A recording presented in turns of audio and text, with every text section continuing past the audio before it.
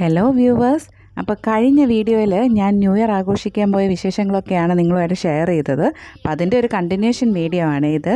അപ്പോൾ ഞാൻ പറഞ്ഞായിരുന്നു നമ്മൾ ഐസലാടി കൊക്കോ എന്ന് പറയുന്ന ഒരു റിസോർട്ടിലാണ് ഇത്തവണ ന്യൂ ഇയർ ആഘോഷിക്കാനായിട്ട് പ്ലാൻ ചെയ്തത്. അപ്പോൾ അങ്ങനെ ഐസലാടി കൊക്കയിലേക്കാണ് നമ്മൾ ഈ പൊക്കോണ്ടിരിക്കുന്നത്. ഇവിടുത്തെ ഒരു സ്റ്റേ എന്ന് പറയുന്നത് ഹെറിറ്റേജ് ഹോംസ് പോലെ അല്ലെങ്കിൽ കോട്ടേജസ് പോലെയൊക്കെയാണ് കേട്ടോ നമുക്ക് റൂംസൊക്കെ കിട്ടുന്നത്. അപ്പോൾ ഞങ്ങൾക്ക് അതുപോലെ ഇച്ചിരി നടക്കാനുണ്ടായിരുന്നു ഞങ്ങളുടെ റൂമിലോട്ട് പോകാനായിട്ട്. തന്നെ ചെറിയ സ്റ്റോറും അതുപോലെ അവരുടെ restaurant, pool area, ayurvedic spa, അങ്ങനെ ഒത്തിരി ഫെസിലിറ്റീസൊക്കെ അവൈലബിൾ ആണ് കേട്ടോ. അപ്പോൾ ഞാൻ എൻ്റെ പിള്ളേരെയൊക്കെ പിടിച്ചിരുത്തി കുറച്ച് ഫോട്ടോസൊക്കെ എടുത്തു. അപ്പോൾ ഇവിടെ ഒരു പുള്ളിക്കാരി കേരള സാരിയൊക്കെ കൊടുത്തിട്ട് നമ്മളെ സ്വീകരിക്കാനായിട്ട് റെഡി ആയിട്ട് നിൽക്കുകയാണ്. അകത്ത് കയറി കഴിഞ്ഞാൽ നമുക്കൊരു അകത്തളമൊക്കെ കാണാൻ പറ്റും കേട്ടോ. അവിടെ ഒരു ഉരുളിയിൽ നമ്മുടെ കടലാസ് പൂവൊക്കെ വെച്ച് നല്ല ഡെക്കറേറ്റ് ചെയ്തിട്ടുണ്ട്.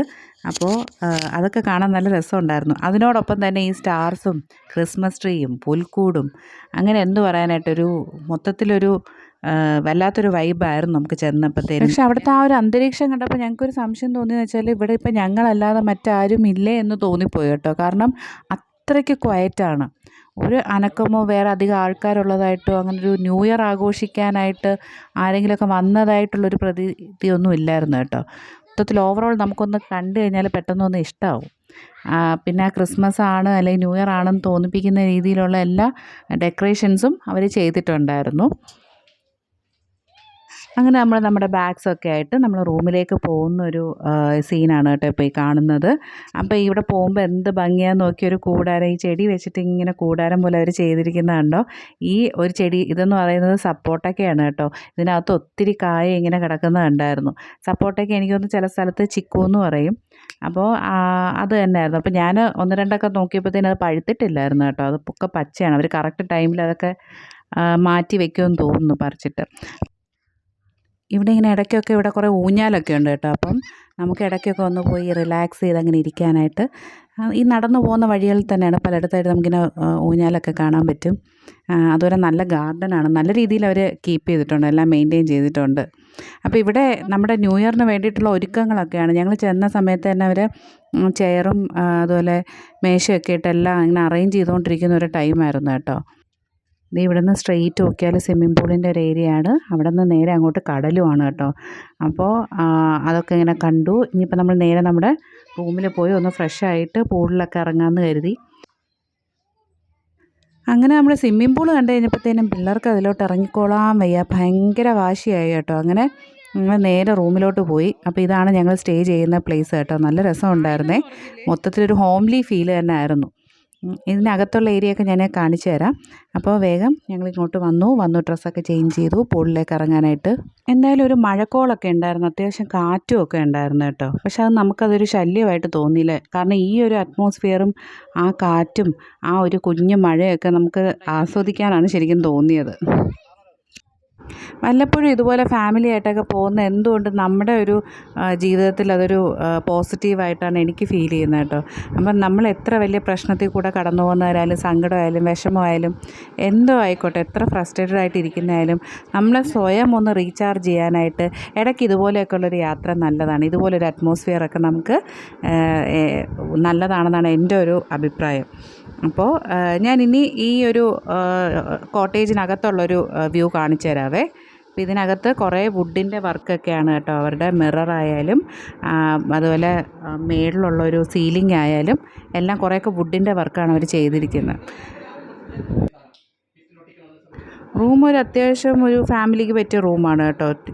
ഭയങ്കര സ്പേഷ്യസ് അല്ല, ഒരു കുഞ്ഞു മുറിയാണ്. എന്നാൽ പോലും അതിനകത്ത് വേണ്ട എല്ലാ ഐറ്റംസും ഉണ്ടായിരുന്നു. ഫർണിച്ചേഴ്സ് ആയാലും AC ആയാലും ഒരു കുഞ്ഞ് റെഫ്രിജറേറ്റർ ആയാലും ഒക്കെ അതിനകത്ത് ഉണ്ടായിരുന്നു കേട്ടോ.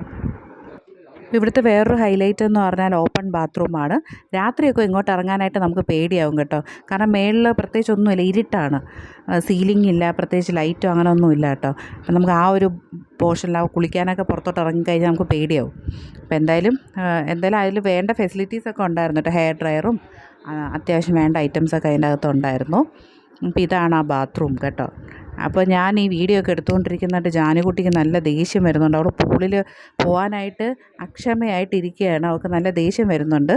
അപ്പോൾ എന്തായാലും ഇതൊക്കെയായിരുന്നു ആ ഒരു കുഞ്ഞു കോട്ടേജിനകത്തുള്ള വ്യൂസ് എന്ന് പറയുന്നത്. അപ്പം നമ്മളിനി നേരെ പൂളിലേക്കാണ് കേട്ടോ അടുത്ത് പോകുന്നത്. ഏകദേശം ഒരു 1-1.5 മണിക്കൂറോളം പൂളിൽ തന്നെ ആയിരുന്നു. കാരണം പിള്ളേരൊന്നും വിളിച്ചിട്ട് കയറി വരുന്നില്ല, അവർക്ക് അവിടെ നിന്ന് കയറി വരാനായിട്ട് തോന്നുന്നില്ലായിരുന്നു. പിന്നെ മെയിൻ അട്രാക്ഷൻ സ്വിമ്മിംഗ് പൂൾ തന്നെ ആയിരുന്നു കേട്ടോ. ഒരു രക്ഷയില്ല, ഞങ്ങൾ എങ്ങനെയെങ്കിലുമൊക്കെയാണ് പിള്ളേരെ മേളിൽ കയറ്റി, ചായ കുടിക്കുന്ന ഒരു ടൈമൊക്കെ ആയപ്പോഴത്തേനും മേളിൽ കയറ്റി. അങ്ങനെ പൂളിൽ നിന്ന് ഇറങ്ങി നമ്മൾ വീണ്ടും കോട്ടേജിലേക്ക് ഡ്രസ്സ് മാറാൻ പോയി. അപ്പോഴത്തേനും ഇവിടുത്തെ സ്റ്റാഫ്സൊക്കെ തിരക്ക് പിടിച്ച് ന്യൂ ഇയറിൻ്റെ അറേഞ്ച്മെൻറ്റ്സ് ആണ് കേട്ടോ. നമ്മൾ നേരത്തെ കണ്ട ചെയേഴ്സിനൊക്കെ അവർ ഒരു കുപ്പായമൊക്കെ ഇട്ട് കൊടുത്തിട്ടുണ്ട്. അങ്ങനെ അതൊക്കെ നല്ല അടിപൊളിയാക്കി അവരെല്ലാവരും തിരക്ക് പിടിച്ച് നടക്കുക. കാരണം ഏകദേശം ഒരു 4:30-5 മണിയൊക്കെ ആയിട്ടുണ്ടാവും. അപ്പോൾ ഞങ്ങളുടെ അടുത്ത പ്ലാൻ എന്തായിരുന്നു എന്ന് വെച്ചാൽ, ഞങ്ങൾ വേഗം പോയി ഡ്രസ്സൊക്കെ മാറിയിട്ട് ആ ഒരു ബീച്ചിൻ്റെ ഏരിയയിലോട്ട് പോകാമെന്ന് വിചാരിച്ചിട്ടാണ് നടന്നത്. പക്ഷെ ഞങ്ങളുടെ കണ്ണിൽ പെട്ടത് മറ്റൊന്നായിരുന്നു.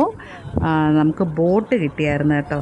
അപ്പോൾ കുറച്ച് നേരം ബോട്ടിൽ, അപ്പോൾ പൂവാറിൽ വന്നിട്ട് ബോട്ടിൽ കയറിയില്ല എന്ന് വെച്ചാൽ അതൊരു കുറവ് തന്നെയാണ്. അപ്പോൾ ബോട്ടിൽ കയറി ഞങ്ങൾ കുറച്ച് നേരം ആ പ്രകൃതി സൗന്ദര്യമൊക്കെ ആസ്വദിച്ചു. അത് കയറിയില്ലായിരുന്നെങ്കിൽ ഒരു ഭയങ്കര മിസ്സിങ് ആയി പോയേനെ. അപ്പോൾ നല്ല രസമുണ്ടായിരുന്നു ബോട്ടിൽ കയറിയിട്ട് ഉള്ളൊരു യാത്ര എന്ന് പറയുന്നത്.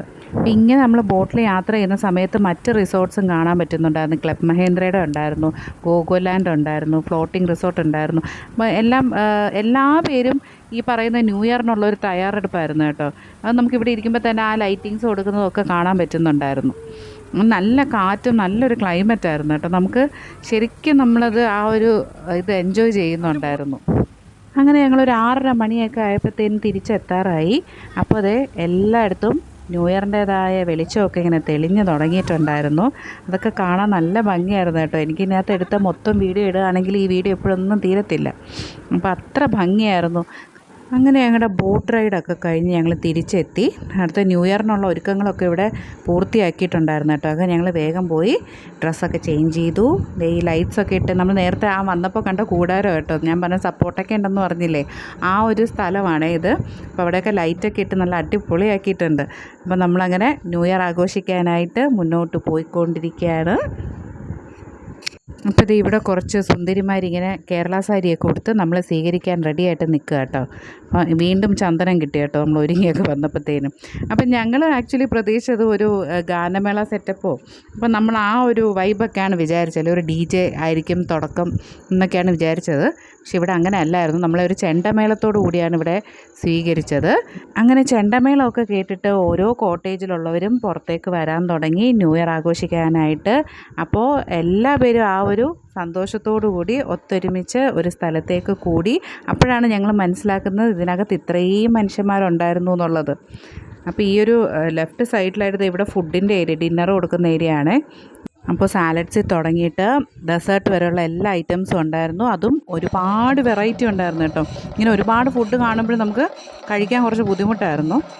എന്തായാലും അത് കഴിഞ്ഞപ്പോൾ ഇവിടെ ചെണ്ടമേളവും കൾച്ചറൽ പരിപാടി, അല്ലെങ്കിൽ നമ്മുടെ ട്രഡീഷണൽ ആയിട്ടുള്ള ഒത്തിരി പ്രോഗ്രാംസൊക്കെ ഉണ്ടായിരുന്നു. അവരിങ്ങനെയുള്ളൊരു പ്രോഗ്രാം അറേഞ്ച് ചെയ്യാൻ ഉണ്ടായ കാരണം എനിക്ക് തോന്നുന്നു ഫോറിനേഴ്സ് ഒത്തിരി പേരുണ്ടായിരുന്നു.